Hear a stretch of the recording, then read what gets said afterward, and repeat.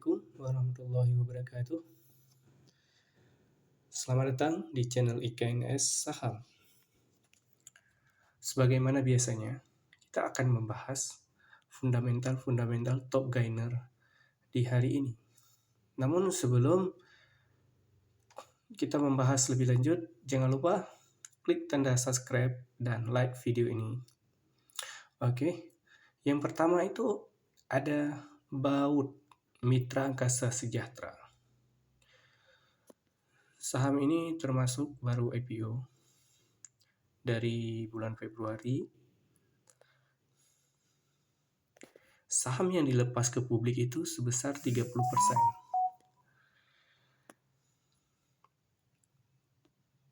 Dengan harganya Rp100 per saham. Sangat jelas.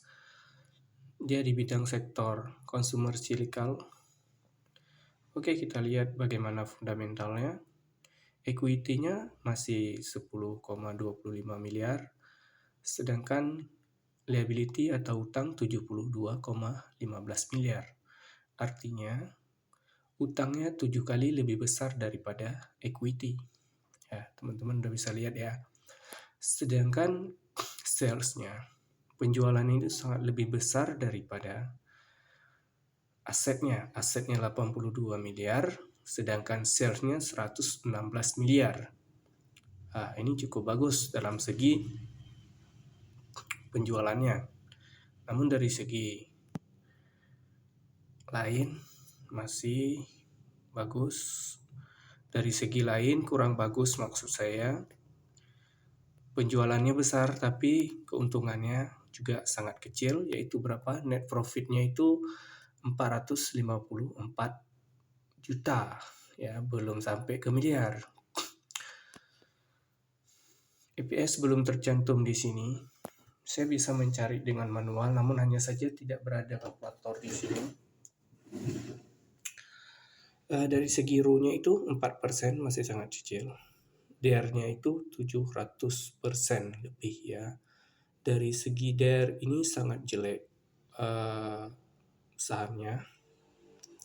Dari segi utang juga, dari segi utang atau DER sangat tidak bisa kita pungkiri bahwa saham dari segi ini sangat jelek, ya. Namun teman-teman yang tetap mau berinvestasi di sini, hati-hati, karena berdasarkan utang saham ini masih belum bagus. Namun berdasarkan komposisi saham masih bagus. Yang lain-lain masih oke, hanya segi utangnya yang cukup besar, ya. Oke, kita lanjut. Ada saham Elmas. Bagaimana kondisi publik di saham Elmas? Publik di saham Elmas itu 75% oleh masyarakat. Itik Bakhtiar 7,23%. Hati-hati, saham ini walaupun saham ini teknologi tapi sudah sangat besar porsinya di publik, ya. Dari fundamental di sini juga utangnya juga lumayan besar, yaitu 357% atau 3,5 kali daripada equity-nya. Equity-nya sebesar 60 miliar, sedangkan utangnya sebesar 215 miliar. Dari segi PBV, price book value, sebesar 0,89%. Berdasarkan ROE masih minus 2 sekian persen. BPVS-nya di Rp76. Berdasarkan komposisi saham dan liability-nya, saham ini kurang bagus untuk diinvestasikan. Namun teman-teman kalau mau trading, ya semua itu resikonya tergantung daripada investor semua, ya. Oke, kita lanjut. Ada PSKT. PSKT juga saham yang baru IPO di 2022. Nominal saham, maaf, saya salah di sini.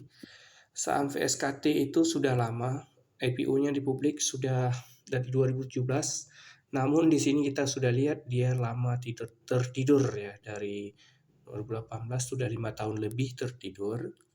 Jadi teman hati-hati teman-teman di sini. Untuk masyarakatnya masih sangat kecil 20%. Dia di bidang consumer silikal. Kita lihat fundamentalnya masih tidak rugi, tidak untung, artinya masih rugi ya. Dari segi net profit masih rugi 11 miliar, equity-nya 357 miliar. Dari segi utangnya masih kecil 0,8 kali atau 18% DER-nya.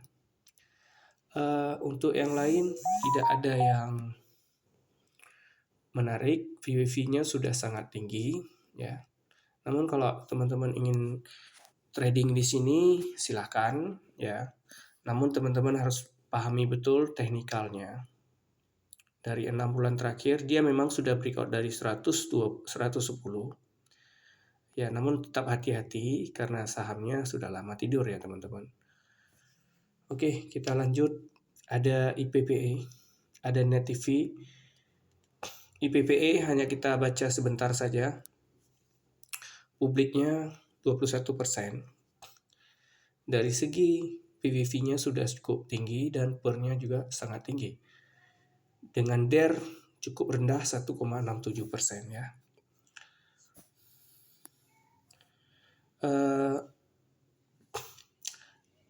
Saham ini baru IPO 30 November 2021, termasuk baru IPO belum sampai 1 tahun ya teman-teman. Oke, kita lanjut di Net TV. Di Net TV, walaupun baru IPO dari Januari, dia sudah naik lumayan tinggi ya, sudah 400% di sini. Sudah 4 kali dari harga dia IPO. Harga dia IPO di 196 atau di 200. Sekarang dia sudah di 735. Publiknya itu sangat kecil. Kenapa Net TV ini sangat terbang tinggi? Ya bisa jadi karena masyarakat yang sangat kecil, jadi mudah untuk dinaikkan harga sahamnya ya. Dari segi fundamentalnya PBV-nya sudah 159 kali. Untuk investasi saham ini sudah tidak bagus lagi. DER-nya itu 2283% atau dengan kata lain 22 kali dari equity yang dia punya. Nah, utangnya cukup sangat besar ya di sini Net TV. Jadi untuk investasi menurut saya ini jelas-jelas sudah tidak bagus. Namun jika teman-teman ingin masih trading ya silakan karena resiko masing-masing ditanggung sendiri. Oke, kita lanjut lagi. Ada di SMMT.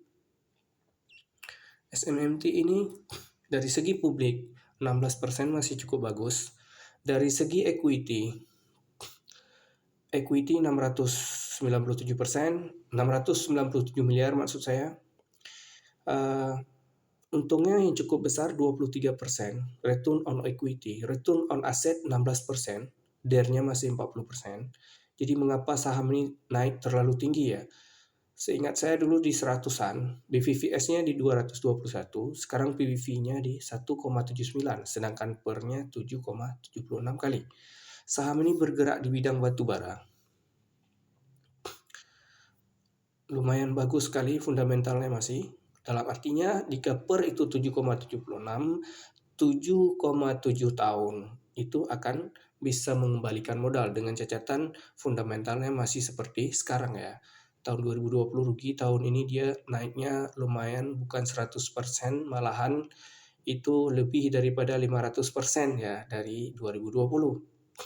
Nah, 100% itu di 0, dia sudah untung 100%. Di 5 rupiah dia sudah untung 200% dibandingkan 2020. Jangan salah-salah ya teman-teman ya. Jadi ini sudah sangat bagus ya dari segi fundamental. Kalau teman-teman mau investasi di sini itu terserah teman-teman. Resiko seperti saya bilang, resiko itu semua letaknya pada masing-masing investor ya. Namun dari segi fundamental saya akui saham ini cukup masih bagus ya. Oke, kita lanjut. Itu ada Agro. Agro bagaimana posisi sahamnya? itu publik hanya 14% atau masyarakat. PBV-nya itu sudah 12 kali. Lumayan tinggi untuk investasi di sini, sudah kurang bagus. Namun kalau teman-teman mau trading ya silakan. Karena untuk investasi itu kita harus mencari saham-saham dengan PBV yang murah dan per yang murah. Minimal dia PBV yang murah walaupun pernya minus ya. Walaupun sahamnya rugi tapi minimal modalnya itu besar ya. Oke, kita lanjut lagi, ada BRMS.